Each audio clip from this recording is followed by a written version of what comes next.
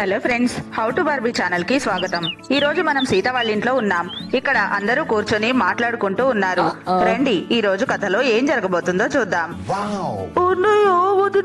ఊర్లో ఏదో దెయ్యం తిరుగుతుందని అందరూ అనుకుంటున్నారు.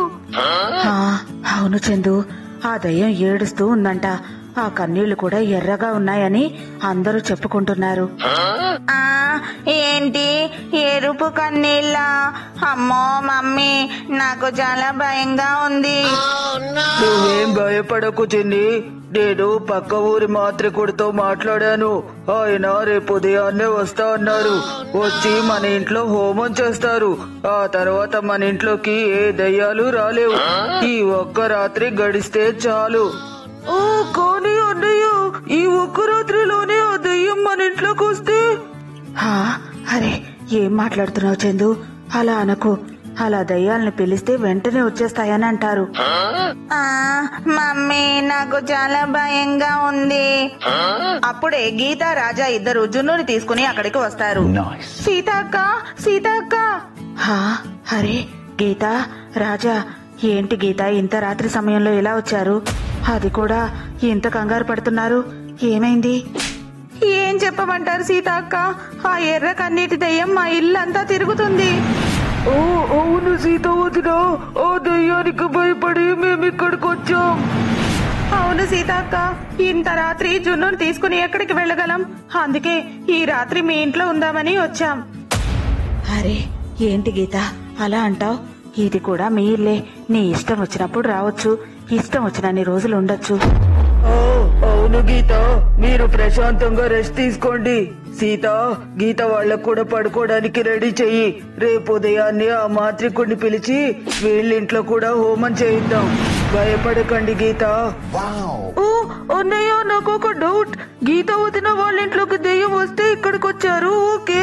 కానీ ఒకవేళ ఆ దెయ్యం గనక ఇక్కడికి వస్తే మనమంతా కలిసి ఎక్కడికి వెళ్ళాలి? అరే తెలివి తక్కువ దద్దమ్మ, ఒక్కసారి చెప్పాం కదా అలా మాట్లాడద్దు అని. ఈ రోజు ఆ దయ్యాన్ని ఇంట్లోకి పిలిచేదాకా నిద్రపోయేలా లేవు నువ్వు. నోరు మూసుకొని వెళ్లి పడుకో. సీత, అందరికీ బెడ్స్ ఏర్పాటు చెయ్యి. అలా సీత అందరికి నిద్రపోవడానికి ఏర్పాట్లు చేస్తుంది. అందరూ లోపల నిద్రపోతారు. రాజా ఇంకా చందు మాత్రం బయట మంచం మీద పడుకున్నారు. అమ్మయ్య, అందరూ పడుకున్నట్లే. రాజా, చందు మాత్రం బయట పడుకున్నారు. అర్ధరాత్రి సమయానికి మంచు కురిసి చలొస్తుందేమో, వెళ్లి వాళ్ళకి దుప్పటిచ్చొస్తాను. అలా సీత దుప్పటి తీసుకుని చందు వాళ్ళ మంచం దగ్గరికి వెళ్తుంది.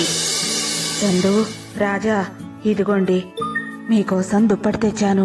కాసేపటికి చలి మొదలవుతుంది. ఓ అలాగే వదినా, ఇవ్వండి. అలా రాజా, చందు ఆ దుప్పటి కప్పుకుంటారు. వదినా, ఇక మీరు కూడా వెళ్లి పడుకోండి, చాలా అలసిపోయి ఉంటారు. అవును రాజా, నేను కూడా వెళ్తున్నాను నిద్రపోవడానికి. ఒకవేళ మీకేదైనా అవసరం అయితే నన్ను నిద్ర లేపండి. అలా సీత కూడా వెళ్లి నిద్రపోతుంది. అలా అందరూ నిద్రపోతూ ఉంటారు. ఓ రాజా అన్నయ్య, నాకు ఒక డౌట్. ఆ దెయ్యాన్ని చూసారా మీరు? ఎలా ఉందో దెయ్యం? అరే చందు, ఇప్పుడు ఆ దెయ్యం గొడవ ఎందుకు? అసలే నేను దాంతో విసిగిపోయి ఉన్నాను. అలా కాదన్నయ్య, నాకు ఆ దెయ్యం గురించి తెలుసుకోవాలనుంది. ఆ దెయ్యం మీ ఇంట్లోకి ఎలా వచ్చింది? అబ్బా చందు, ఇక వదిలే. ఆ దెయ్యం గురించి మాట్లాడకు అని సీత వదిన ఆల్రెడీ చెప్పారు కదా. మరి ఆ దెయ్యం గురించి తెలుసుకోకపోతే అది ఒకవేళ ఇక్కడికి వస్తే మనకెలా తెలుస్తుంది? నాకు అసలే దెయ్యాలంటే చాలా భయం. అరే ఇక ఆ సంగతి వదిలేసి నిద్రపో. అలా రాజా పడుకుంటాడు. అంతలో ఏవో వింత శబ్దాలు వస్తూ ఉంటాయి. అరే ఏంటి సౌండ్స్? నాకు చాలా భయంగా ఉంది. అన్నయ్య, రాజా అన్నయ్య, లేవండి, నిద్ర లేవండి రాజా అన్నయ్య. అబ్బా చందు, ఇక ఈ రోజు నన్ను నిద్రపోనివా నువ్వు? అది కాదన్నయ్య, ఏవో వింత వింత శబ్దాలు వస్తున్నాయి. మీకు వినిపిస్తున్నాయా? అబ్బబ్బా, నాకు ఏ శబ్దాలు వినిపించట్లేదు. అరవకుండా పడుకో నువ్వు. అలా రాజా మళ్ళీ నిద్రపోతాడు. అప్పుడే దుప్పట్లోకి ఎవరో వెళ్తున్నట్టుగా దుప్పటి కదులుతూ ఉంటుంది. ఓ, అరే రాజా అన్నయ్య, మీరు నన్ను పడుకోమని చెప్పి ఏం చేస్తున్నారు? నాకు చక్కలి గింతలు అవుతున్నాయి, ఆపండి. ఓ బాబా చందు, నీకు నేను ఏం అన్యాయం చేశాను చందు? నన్నెందుకు ఇలా టార్చర్ చేస్తున్నావు? ఓ అరే, మీరు నాకు చక్కలి గింతలు పెట్టి నన్నెందుకు రివర్స్ లో అంటున్నారు?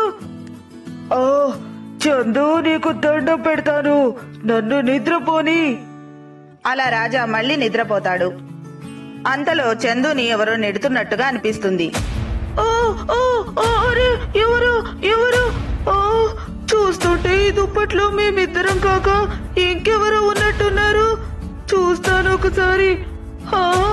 అదేంటి, మేము ఇద్దరం అయితే 4 కాళ్ళు ఉండాలి, కానీ 6 కాళ్ళు ఉన్నాయేంటి? అంటే ఇంకెవరు ఉన్నారు? అన్నయ్య, రాజా అన్నయ్య లేవండి, నిద్ర లేవండి, రాజా అన్నయ్య లేవండి. ఓ అబ్బబ్బా చందు, ఏంటి మళ్ళీ ఏమైంది? అన్నయ్య, మనం ఇద్దరం కదా, మనకి ఎన్ని కాళ్ళు ఉండాలి? అరే, నిద్రపోయేవాడిని లేపి మరి ఇలా తిక్క తిక్క ప్రశ్నలు అడుగుతున్నావేంటి చందు? లేదు లేదన్నయ్య, చెప్పండి ప్లీజ్. అబ్బబ్బా, నీ గోల పడలేకపోతున్నాను. మనం ఇద్దరం కాబట్టి నీకు 2 నాకు 2 అంటే మొత్తం 4 కాళ్ళుంటాయి. అయితే ఏంటిప్పుడు? కదా, 4 కాళ్ళు ఉండాలి, కానీ అటు చూడండి 6 కాళ్ళున్నాయి. ఓ ఏంటి 6? 1 2 3 4 5 6. అరే ఇదేంటి? అమ్మో, అంటే మన మధ్యలో ఇంకెవరో ఉన్నారు. చందు, దుప్పటి తీయి. అమ్మో లేదన్నయ్య, నాకు చాలా భయంగా ఉంది, మీరే తీయండి, నేను తీయను. అప్పుడే ఆ దెయ్యం దుప్పటితో సహా గాల్లోకి ఎగురుతుంది.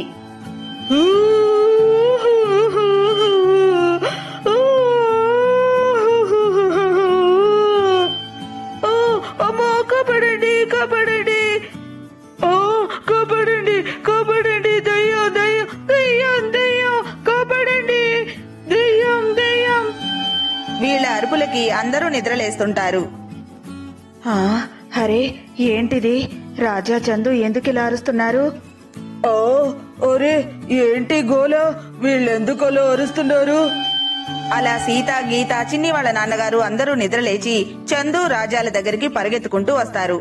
ఇక ఇక్కడ చందు, రాజా ఇద్దరు మంచం మీద దుప్పట్లో ఉండి అరుస్తూ ఉంటారు. కాపాడండి దయ్యం దయ్యం, కాపాడండి దయ్యం దయ్యం దయ్యం దయ్యం. చందు, రాజా లేవండి లేవండి, ఇద్దరు నిద్ర లేవండి లేవండి. అరే ఏంటిది? దయ్యమేది? దయ్యం, దయ్యం దయ్యం. అరే ఏంటిది? ఇదంతా కళ? ఇది నిజం కాదా? తెల్లవారిపోయింది, కలలు కన్నది చాలు, లేవండి. ఇక లాభం లేదు, నేను వెళ్లి ఆ మాత్రికుణ్ణి పిలుచుకొని వస్తాను. అలా చిన్ని వాళ్ళ నాన్నగారు బయటికి వెళ్తారు. మొత్తానికి అందరినీ భయపెట్టేశారు కదండి. ఫ్రెండ్స్, చూశారు కదా, ఇదే ఈ రోజు మా వీడియో. మా వీడియో గనక మీకు నచ్చినట్లయితే తప్పకుండా లైక్ చేయండి, ఇంకా మా ఛానల్ ని సబ్స్క్రైబ్ చేసుకోండి. Thank you for watching this video.